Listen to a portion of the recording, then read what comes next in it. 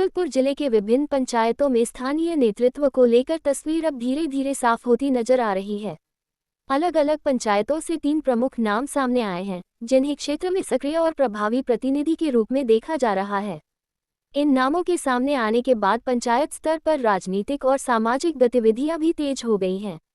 ममलाखा पंचायत से दिनेश मंडल का नाम प्रमुखता से सामने आया है।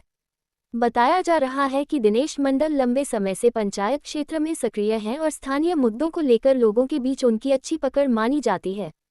वहीं फतेहपुर पंचायत से राजकुमार यादव का नाम चर्चा में है। राजकुमार यादव को भी क्षेत्र में एक सक्रिय और जनसरोकार से जुड़े व्यक्ति के रूप में देखा जाता है। इसके अलावा बैजलपुर पंचायत से नूतन सिंह का नाम सामने आया है। नूतन सिंह के नाम की चर्चा होने के बाद बैजलपुर पंचायत में भी राजनीतिक हलचल बढ़ गई है। स्थानीय लोगों का कहना है कि इन प्रतिनिधियों के सामने आने से पंचायत स्तर पर विकास कार्यों को नई दिशा मिल सकती है। हालांकि अभी आधिकारिक रूप से किसी प्रकार की घोषणा नहीं हुई है, लेकिन इन नामों के सामने आने के बाद क्षेत्र में चर्चाओं का दौर तेज हो गया है। ग्रामीणों को उम्मीद है कि जो भी प्रतिनिधि चुने जाएंगे, वे क्षेत्र के विकास, बुनियादी सुविधाओं और जनहित के मुद्दों को प्राथमिकता देंगे। तो तीसरा टर्म है पैक्स चुनाव का। बैजलपुर अमडाण पैक्स है, ये तीसरा टर्म है। 2/3 मत से नितिन कुमार सिंह विजय हुए हैं और आगे भी विजय होंगे। ये बहुत अच्छा प्रत्याशी है, जनता चाहती है, पूरे पंचायत इनको है, अपने मत से भारी मत से। क्या नाम हुआ आपका? उत्सव कुमार सिंह। कौन पंचायत से है? बैजलपुर पंचायत। ठीक। आपका? चंद्र मिश्रा, क्या ग्राम शिवायडी। क्या जीत है? ये पैक्स अध्यक्ष पहली बार ये जीते हैं और इनकी कर्तव्य निष्ठा के चलते ही ये हैट्रिक लगाए हैं।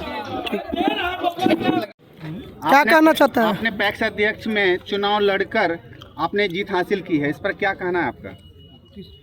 पंचायत के किसानों को खाद, बीज, कृषि यंत्र, अन्य सुविधा जो सहकारिता विभाग का होता है, उसमें हम सबको सहयोग करेंगे, सबको देंगे। विशेषता क्या रहेगी आपका सहयोग? सहकारिता विभाग का जितना प्राथमिकता है सभी सहयोग रहेगा। कौन सा पंचायत का है? ममलाखा प्रखंड सबौर। क्या नाम हुआ आपका? दिनेश मंडल। आपने जीतने से पहले ही बता दिया था कि हमारी जीत होगी, इस पर कुछ जनता को क्या संदेश देना चाहते हैं? हम सब पहले बता दिए थे कि 2/3 बहुमत से हम जीतते हैं, आज जीतते आ रहे हैं और जीतेंगे। कम बार है? कितने वर्षों से आप जो है पैक्स का गठन हुआ है, तो हम शुरू से हैं। कई वर्ष? 8-9 बार हो गया। 8-9 वर्ष। अपना परिचय दें। दिनेश मंडल। करेंगे, आगे बढ़ाएंगे। और आगे क्या है? आगे क्या है आपका मान? सम्मान देंगे, सबको काम करेंगे जैसे करते आ रहे हैं। अपना परिचय दीजिए। मैं राजकुमार यादव, फतेहपुर पैक्स अध्यक्ष। ठीक। कौन सा प्रखंड? सबौर। ठीक। पैक्स अध्यक्ष में आप जो है लगातार तीसरी बार आपने चुनाव जीता है, इस पर क्या कहना चाहेंगे आप? पूरे जनता का बहुत बहुत अपार समर्थन मिला है। हम पूरे जनता का ऋणी हैं। उन्होंने हमारे ऊपर पुनः एक भारी बहुमत से हमारे ऊपर भरोसा जताया है। वो हम प्रयास करेंगे कि उनके हर चीज़ों पे खरा उतरने का मेरा पूरा प्रयास। इस बार बहुत बड़ा संघर्ष रहा आपके साथ, कैसा महसूस हुआ इस संघर्ष में, और कैसा जो है दिलो जान से आपके कार्यकर्ता लोग भी मेहनत किए, आप भी मेहनत किए, और कैसा इस बार रहा चुनाव? जो है इस बार का चुनाव कुछ रियली बहुत पेचीदा रहा। इसमें क्या हुआ कि कई एक मुखिया, पूर्व मुखिया इसमें संलिप्त रहे, वर्तमान मुखिया संलिप्त रहे। इस बार का पैक्स चुनाव नहीं रहा, ये मुखिया का चुनाव के जैसा चुनाव हुआ। लेकिन पूरा जनता जो है, हमारी कार्यकर्ता इतना अथक प्रयास के साथ, इतनी मजबूती से हमारे साथ रहे कि उनका एक अपार समर्थन मिला, जिसके वजह से यह रिजल्ट आपके सामने। अपना परिचय दें। मेरा नाम नितिन कुमार सिंह है। हम अभी वर्तमान में लगातार तीसरी बार पैक्स अध्यक्ष हुए। अभी वर्तमान में व्यापार मंडल अध्यक्ष हैं। अब इसको मान के एक डेलीगेट भी हैं।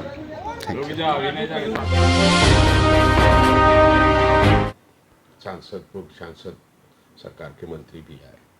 यूनिवर्सिटी रिसर्च करती है, किसानों के लिए बहुत कुछ करती है, देती भी है, लेकिन अगर किसान अगर आपसे पूछे कि मैं जो करूं उसका बाजार कहाँ है या उसको बेचूं, तो इस पे सब मंत्री जी से भी आपने अनुरोध किया था क्या?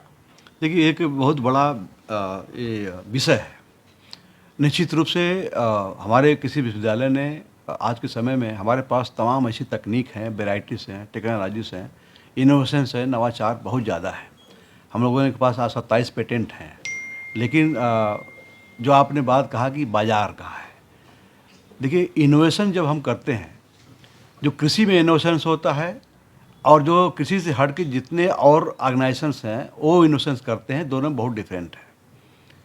अगर हम एक अपने संस्थान की बात करूं, हमारे देश के जो कि बहुत गौरव की बात है कि देश में एक बंगलौर में संस्था है जिसका नाम है Indian institute of science, Bangalore में है।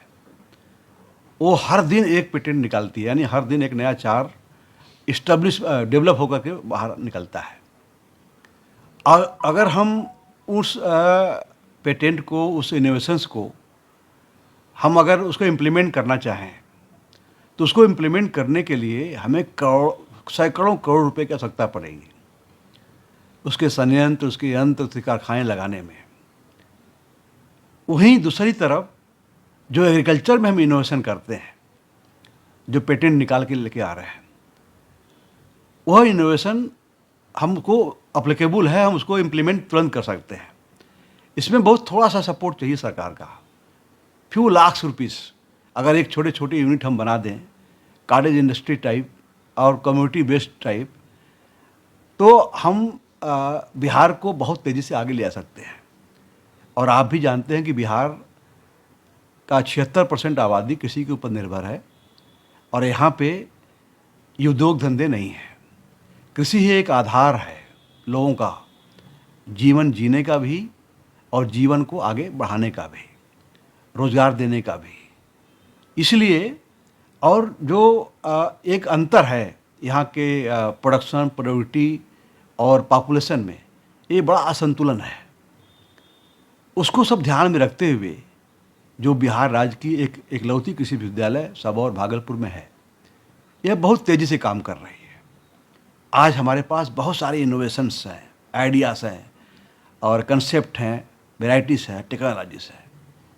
हम यहाँ पे थोड़ा सा लाचार हो जाते हैं, हम यहाँ पे कमज़ोर हो जाते हैं कि ये टेक्नोलॉजी डेवलप करने के बाद अगर वो जब तक ट्रांसलेट ना हो तब तक मैं भी ये समझता हूँ कि हमारा भी समय बर्बाद हुआ है।